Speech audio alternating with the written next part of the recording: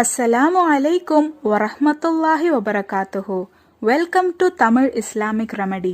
இந்த வீடியோவை நீங்க கிளிக் பண்ணியிருந்தீங்கன்னா உங்களுக்கோ இல்ல உங்க குடும்பத்துல இருக்கிற யாருக்காவது ஒருத்தருக்கோ கை, கால், இடுப்பு, தலைன்னு ஏதாவது ஒரு இடத்துல வலி இருக்கிறதுனாலயா இருக்கும். இந்த மாதிரி வலியால நீங்க கஷ்டப்படும் போது ஒரு விஷயத்த நீங்க யோசிக்கணும். நமக்கு வலிய கொடுக்கறதும் அல்லாஹு தாலா தான், அந்த வலிய குணமாக்குறதும் அல்லாஹு தாலா தான். அல்லாஹு தாலா நமக்கு வலிய கொடுக்கறதே அந்த வலியால கஷ்டப்படுற அந்த நேரத்திலையும் நாம அல்லாஹு தாலாவை பத்தி நினைக்கிறோமான்னு சோதிக்கிறதுக்காகத்தான்.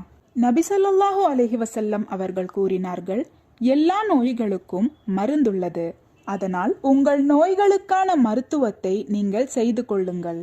அதனால ஒரு வலியால நீங்க கஷ்டப்படும் போது அதுக்கான மருந்துகளை நீங்க எடுத்துட்டு அல்லாஹு தாலா கிட்ட துவா கேளுங்க. இதனால உங்களுக்கு 2 நன்மைகள் ஏற்படுது.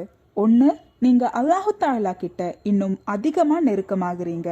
2, உங்களோட வலிய அல்லாஹு தாலா முற்றிலுமா நீக்கிடுவான்.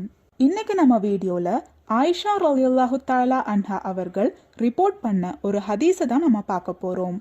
இந்த ஹதீஸ் புகாரி மற்றும் முஸ்லிம்ல பதிவு செய்யப்பட்டிருக்கு. ஆயிஷா ரலியல்லாஹு தஆலா அன்ஹா அவர்கள் கூறினார்கள், எங்களில் யாருக்கேனும் உடம்பு வலி ஏற்பட்டால் நபி ஸல்லல்லாஹு அலைஹி வஸல்லம் அவர்கள் இந்த துஆவை ஓதி வலி இருக்கும் அந்த இடத்தில் தடவுவார்கள். அதே போல நபி ஸல்லல்லாஹு அலைஹி வஸல்லம் அவர்களுக்கு வலி ஏற்படும் போது இந்த துஆவை ஓதி அவர் கைகளில் ஊதி உடம்பு முழுவதும் தடவுவார்கள்.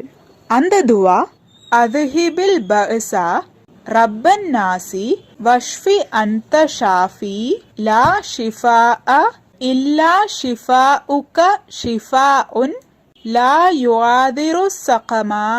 இந்த துஆவோட அர்த்தம், யா அல்லாஹ், துன்பத்தை போக்கி இவருக்கு குணமளித்திடுவாயாக. நீயே குணமளிப்பவன், உனது நிவாரணத்தை தவிர வேற நிவாரணம் இல்லை. இந்த நோயை முற்றிலுமாக குணமாக்குவாயாக. இன்ஷா அல்லாஹ் இந்த துஆவை மனனம் செய்து உங்களுக்கோ அல்லது உங்கள் குடும்பத்தினர்களுக்கோ வலி ஏற்படும் வேளையில் இந்த துஆவை ஓதி அதை உங்கள் கைகளில் ஊதி வலி இருக்கும் அந்த இடத்தில் தடவுங்கள். அல்லாஹு தாலா முற்றிலுமாக அந்த நோயை குணமாக்கி விடுவான். அல்லாஹு தாலா நாம் அனைவருக்கும் நோயற்ற வாழ்வை தந்து அருள் புரிவானாக. ஆமீன்.